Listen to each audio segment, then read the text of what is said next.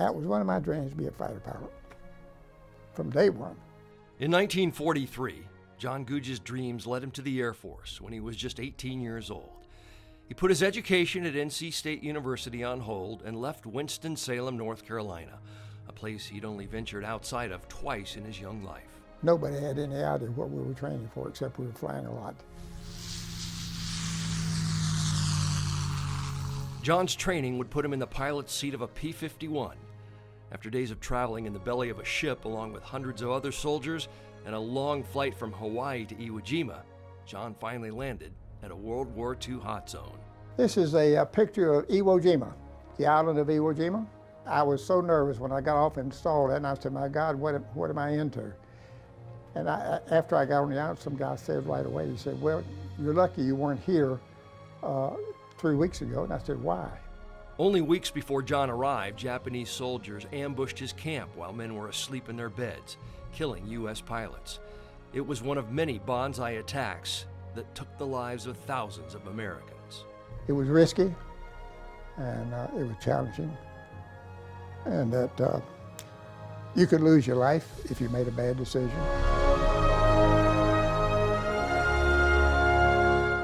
Our mission at that point was to fly cover for the B-29s, who went up to bomb Japan. Over Japan, John's job was to protect our planes. After B-29s dropped their bombs, the 47th Fighter Squadron was ordered to search for targets of opportunity. After the 9-hour mission and about 50 miles south of Tokyo, John's squadron met their escort that guided them back to base at Iwo Jima, a flight he remembers years later. We're flying down shooting or something, and I looked back and I saw these tracers coming right up the air. I said, son, let's get out. Oh, son, don't let that worry, let's keep going. So he just kept going. And I think I got a little hit in the wing here and there. But anyway, we made it back, and that was my first trip. Scared to death the whole darn time. And from that point on until the war was over, we would fly every other day, or every third day. This is my blouse I wore when I was made captain. These are all areas of where I served. The Pacific is one of them, and one is Iwo Jima, 7th Air Force, and the 47th Fighter Squadron. And these are ranks here, which is, the blue one is what I call a blue pickle. Flight officer, that was the first thing I got, and then I got the gold bar, which was second lieutenant. Then I got to be captain, which I have on my uniform over here. This is the flight suit that I wore when I was flying. This is a picture of the lounge and bar for the 47th Fighter Squadron on Iwo Jima.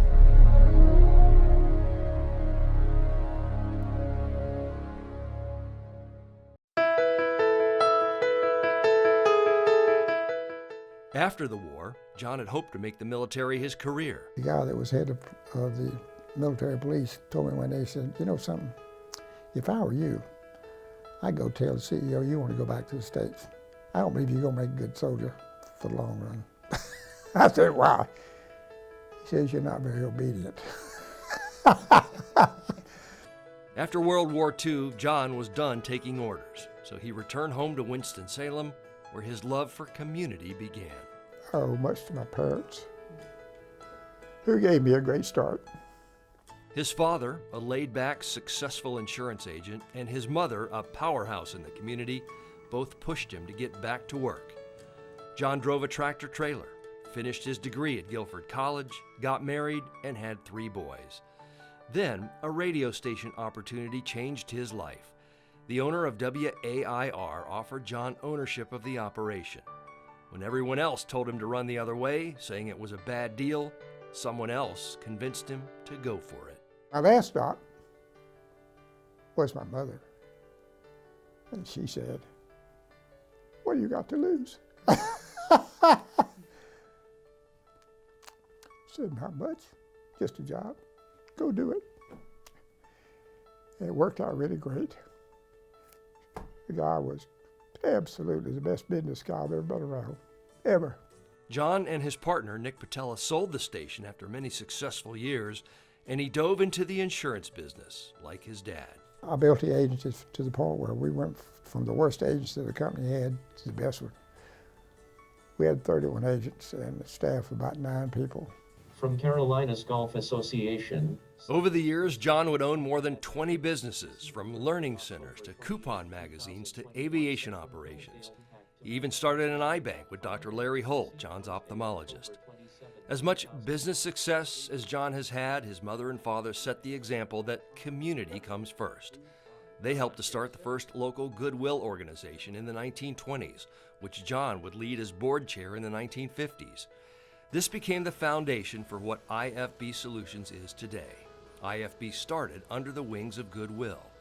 John has been there from the start, when Winston-Salem Industries for the Blind had just a handful of employees making brooms and caning chairs. He's a guiding light at IFB, with more than 900 employees, half of whom are blind or visually impaired, and one of their jobs is making combat gear for the United States military. And the community's done a lot for me over the years. They made it easy for me to earn a living. They've given me opportunities that I probably wouldn't have had in any other community. John has been on dozens of community boards, lending his knowledge to nonprofits like IFB, who depend on community support to change lives. And my trip to Iwo Jima in Japan gave me the strength to be stronger, take a chance. And if you don't take a chance, you won't go anywhere. So I started taking chances. So it affected my life extensively. I'm 96 years old, going on 97, and looking forward to being 100 in 3.5 years. And I think I can make it. I don't regret one bit. The money I've given, the time I've given, the referrals I've given, I don't regret any of it. I just want to keep doing it. We got to give back. We got to give back.